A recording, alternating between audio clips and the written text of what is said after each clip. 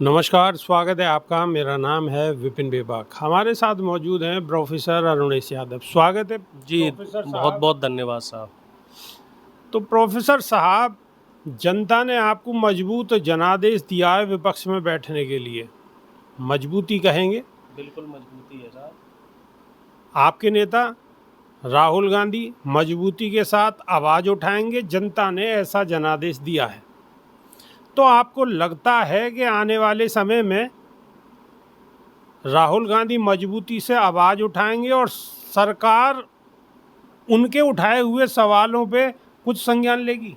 नहीं, संज्ञान लेना पड़ेगा साहब। अब जैसे नीट वाला जो मुद्दा उठाया जा रहा है, बेशक उस पे स्पीकर साहब माइक डाउन करने की कोशिश करें, आवाज़ को दबाने की कोशिश करें, लेकिन अब आप एक चीज़ देखो, जिस हिसाब से जंतर मंतर सहित पूरे देश में और दिल्ली में जैसे प्रोटेस्ट हो रहे हैं नीट वाले मामले को लेके, कि मीडिया को भी अब उस चीज़ को दिखाना पड़ रहा है। उस चीज़ पे मोदी जी को भी जो है स्पष्टीकरण देना पड़ रहा है, धर्मेंद्र प्रधान जी को भी उस पर लीपापोती करनी पड़ रही है। और नीट वाला मामला ऐसा बन गया है कि मुझे ऐसा लग रहा है कि इस परीक्षा को इन्हें रद्द कराना ही पड़ेगा, क्योंकि जैसे जैसे इसकी जांच आगे बढ़ रही है, और जांच भी साहब दबाव में बढ़ी है। इससे पहले आप देखो कितने पेपर हुए, कम से कम नहीं तो 40 से ज़्यादा पेपर लीक हो चुके हैं, लेकिन कभी भी कोई भी मामला इतना तूल नहीं पकड़ा जितना ये नीट का मामला तूल पकड़ रहा है। तो उसके पीछे वजह क्या है? वजह ये कि आप लोगों ने, जो जनता ने वोट दिया है, और जनता ने वोट दे के विपक्ष की आवाज़ को जो मजबूत किया है, तो अब वही आवाज़ है जो संसद में बुलंद हो रही है, और वही आवाज़ है जो अब सड़क पे बुलंद हो रही है। कॉन्फिडेंस आता है जब आपके पास संख्या बल होता है, तो उससे जो है अंदर से एक आत्मविश्वास आता है। संख्या बल कम है तो जो सरकार है वो आवाज़ को दबा लेती है। लेकिन लोकसभा में बात हो रही है कि माइक डाउन कर दिया जाता है जब विपक्ष के नेता बोलते हैं। तो अभी तो शुरुआत है भाई, अभी शुरुआत ही हुई, कहेंगे शुरुआत ही है। इन्होंने अपने रंग ढंग दिखा दिए। कल आपने देखा राहुल गांधी जी का माइक डाउन किया गया, दीपेंद्र हुड्डा साहब के साथ जो है बदसलूकी करी गई, लेकिन उसके बाद जो है ओम बिरला जी का आप चेहरा देखते, उनका चेहरा ऐसा था जब कोई आदमी चोरी करते हुए पकड़ा जाए।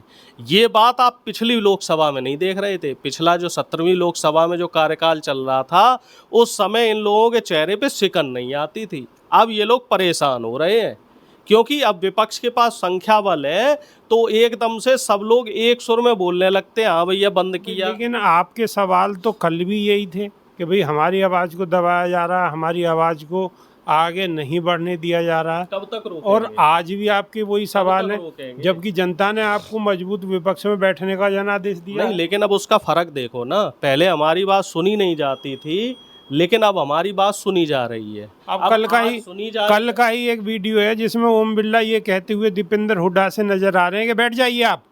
जैसे एक छोटा किसी एक टीचर जो है किसी बच्चे को, हाँ, जैसे तो इस तरीके का व्यवहार देश में भी, हालांकि उस चीज की निंदा हो रही है। ना। पहले तो ये बातें बाहर निकल ही नहीं पाती थी। आप फर्क समझिए ना, कि संसद में जो बदसलूकी होती थी वो उस चीज को मीडिया में आने नहीं दिया जाता था। अब वो चीज़ें मीडिया में आ रही हैं, और अब जनता को पता लग रहा है कि पिछले 10 साल में बीजेपी ने कितनी ज़्यादा जो है मोनोपोली चलाई है, तानाशाही चलाई है। चीज़ें अब निकल के आ रही हैं, और जब चीज़ें निकल के बाहर आएंगी, और जब उनका जनता के बीच में फीडबैक जाएगा। और कल का एक वीडियो और वायरल हो रहा है, कल जो एक बीजेपी का व्यक्ति है उसका भी घर बुलडोजर से तोड़ दिया गया। तो अब वो भी जो है इस तरीके से परेशान है, और वो कह रहा है कि हाँ भाई, जो हमने किया, हमने चूंकि बीजेपी को वोट दिया, और अब हमें समझ में आ रहा है कि अब हमारे साथ जो गलत हो रहा है, तो और लोगों के साथ कितना गलत हुआ होगा। और वो ये भी कह रहा है कि मुझे मेरे किए की सज़ा मिल गई है। तो फर्क अब रिफ्लेक्ट हो रहा है धीरे धीरे। बरेली में जो गोलीबारी हुई थी उनमें जो आरोपी पक्ष है उनमें से है एक राणा, जिसका होटल ध्वस्तीकरण की कार्रवाई की गई है। होटल और घर मकान जो है बुलडोजर से ध्वस्त कर दिया गया है। हाँ, तो ये वो कह रहे हैं। हाँ जी, बिल्कुल वही बात है। और धीरे धीरे अब इसका रिफ्लेक्शन आ रहा है। बीजेपी के अंदर भी जो नेता हैं, जो बीजेपी के कार्यकर्ता हैं, उनको भी चीज़ें पता चल रही हैं। पहले क्या था, सदन की कार्यवाही सदन के अंदर रहती थी, अब सदन की कार्यवाही बाहर आ रही है। तो इस सब का जो रिफ्लेक्शन है वो धीरे धीरे जनता के बीच में आ रहा है, और इस रिफ्लेक्शन का जो फ़र्क है वो अब समझ में आएगा धीरे धीरे। मीडिया को भी अब देखो, मीडिया को भी जगह देनी पड़ रही है। 5% 10% कुछ तो मीडिया भी बोल रही है, और धीरे धीरे अब ये मीडिया और बोलेगी, क्योंकि जब उनके ऊपर चढ़ाई की जाएगी तो मीडिया के ऊपर भी दबाव बनेगा। और कल एक जो बड़े मीडिया हाउस के CEO हैं, उन्होंने इस्तीफा भी दिया, क्योंकि कितना झूठ परोसोगे आप। ABP न्यूज़ के जो CEO हैं, CEO क्या है, चीफ एग्जीक्यूटिव ऑफिसर होता है, मेन आदमी होता है, तो उसने कल इस्तीफा दे दिया। तो अब और भी जो मीडिया हाउस है, जैसे जी न्यूज़ है, जी न्यूज़ के भी जो सुभाष चंद्रा जी हैं, उनके भी सुर थोड़े थोड़े बदल रहे हैं, क्योंकि एक तरफ से ही तो आपको पैकेज मिल रहा है, पैकेज तो अब दोनों तरफ से चाहिए। सारा खेल तो विज्ञापन का है, और विज्ञापन आपको तभी मिलेंगे इंडिया गठबंधन की तरफ से जब उनकी बात आप दिखाओगे, जब उनको जगह आप दोगे। मेन विज्ञापन तो सरकार की तरफ से मिलने हैं चैनल्स को। भाई विपक्ष में राज्य सरकारों से भी तो विज्ञापन मिलते हैं, राज्य सरकार राज्य में अब सरकारों से भी मिलते हैं ना विज्ञापन। और जब तक आप दोनों तरफ की चीज़ें नहीं दिखाओगे तो फिर भाई जनता नहीं देखेगी, TRP डाउन होगी। और इस चुनाव में आपने देखा है कि गोदी मीडिया की TRP बहुत डाउन हुई है, उनकी जो क्रेडिबिलिटी है, विश्वसनीयता, वो ख़त्म हो गई। जो 400 ये लोग दिखाते भाई रहे। आपको अगर मजबूत आपको विपक्ष में अगर जगह दी है तो वो सोशल मीडिया की कहीं ना कहीं उसमें बड़ी योगदान है। सोशल मीडिया का जो है बिल्कुल आभारी हूँ, बिल्कुल कृतज्ञ हूँ सोशल मीडिया का, कि सोशल मीडिया ने वो मजबूती से काम किया है इस बार, और वो मजबूती से आवाज़ बुलंद हुई है। और सोशल मीडिया के जितने सोशल एक्टिविस्ट थे, जितने जो चैनल्स थे, जितने जो पत्रकार थे, आप जैसे लोग, तो आप जैसे लोगों ने बता दिया था कि NDA को स्पष्ट बहुमत नहीं मिलेगा। आपका भी आंकड़ा, हमारी आपकी बात हुई थी, आप भी कह रहे थे कि BJP जो है 200 से 225-30 तक रह जाएगी, और वही आंकड़ा लगभग रहा। जबकि बताओ गोदी मीडिया वाले 350 से ऊपर पहुंचा रहे थे, कोई तो 400 पे पहुंच गया था। अब उन्हें औंधे मुंह की खानी पड़ रही है, क्योंकि उनकी क्रेडिबिलिटी तो ख़त्म हो गई है। अच्छा, अब हम पेपर नीट पे ही आते हैं। अभी लखनऊ में कई अधिकारियों पे कार्रवाई हुई है, लेकिन जो कंपनी है, मेन कंपनी पे अभी कोई कार्रवाई नहीं हुई, सिर्फ नोटिस देने तक ही बात थमी हुई है। अभी होगी, मेन कंपनी पे भी कार्रवाई होगी, और जो विधायक हैं इनके NDA वाले, जो छेदी राम है, क्या नाम है, बेनी राम है, तो उन पे भी कार्रवाई होगी, क्योंकि वो तो खुल्लम खुल्ला बोल रहे हैं। अभी सुबह ही सुबह ब्रेकिंग चल रही थी किसी चैनल पे कि उनकी गिरफ्तारी हो चुकी है, लेकिन हम अभी इसकी पुष्टि नहीं करते। लेकिन ब्रेकिंग न्यूज़ चल रही थी कि उनकी गिरफ्तारी हो चुकी है। लेकिन अगर कहीं ना कहीं उनकी संलिप्तता है तो गिरफ्तारी तो होना निश्चित है। गिरफ्तारी भी होनी चाहिए, सख्त से सख्त कार्रवाई भी होनी चाहिए, और ऐसे लोगों को कम से कम 7 साल की सज़ा होनी चाहिए, क्योंकि ये लाखों लोगों के भविष्य के साथ खिलवाड़ कर रहे हैं। और नीट की जो परीक्षा है वो देश की सबसे बड़ी परीक्षा है, क्योंकि डॉक्टर जो पेशा होता है वो हमारे देश में सबसे ज़्यादा इज्जतदार पेशा होता है।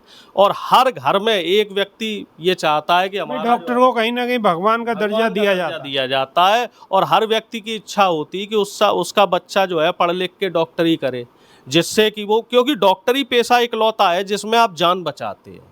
और इस पेशे में आप देखो इतना बड़ा खिलवाड़ हो रहा है कि जो बच्चा एलिजिबल नहीं है, जिसके 600 नंबर हैं, उसके बढ़ा के 700 नंबर किए जा रहे हैं, और जो गरीब बच्चा है वो मेरिट से बाहर हो रहा है। तो ये जो धांधली है, तो इसका स्पष्टीकरण धर्मेंद्र प्रधान जी को और मोदी जी को देना ही पड़ेगा, इससे ये बच नहीं सकते। तो आने वाले समय में इंडिया गठबंधन की स्थिति कैसे देख रहे हैं भाई? देखो, सबसे पहले तो ये परीक्षा रद्द करवाएंगे, और पेपर लीक के लिए सख्त कानून बनवाएंगे, मजबूत विपक्ष होने के नाते, क्योंकि राहुल गांधी जी अब विपक्ष के नेता बन गए हैं, ठीक है।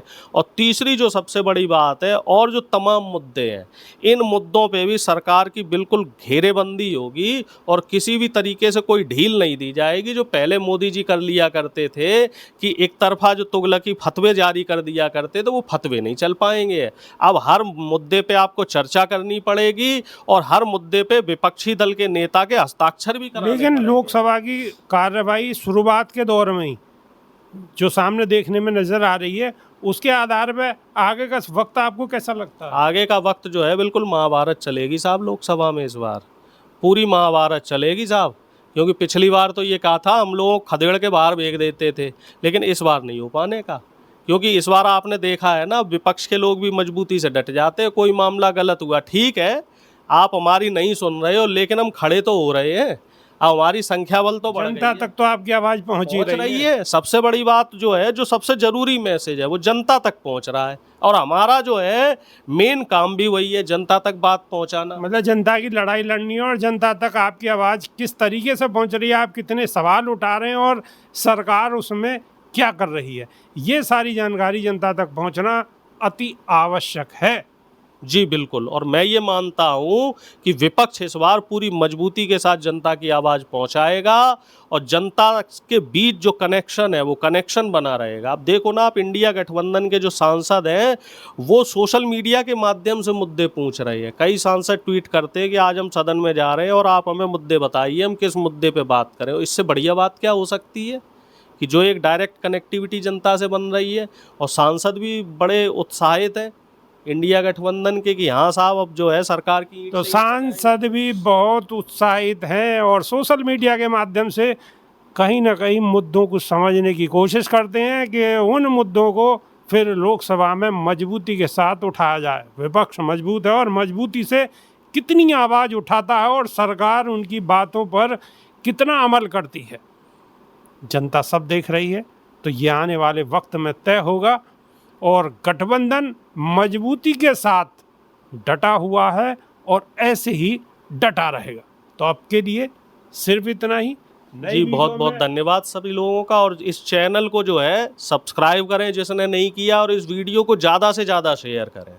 तो वीडियो को शेयर करें और चैनल को सब्सक्राइब करें, यही हमारी आपसे रिक्वेस्ट है।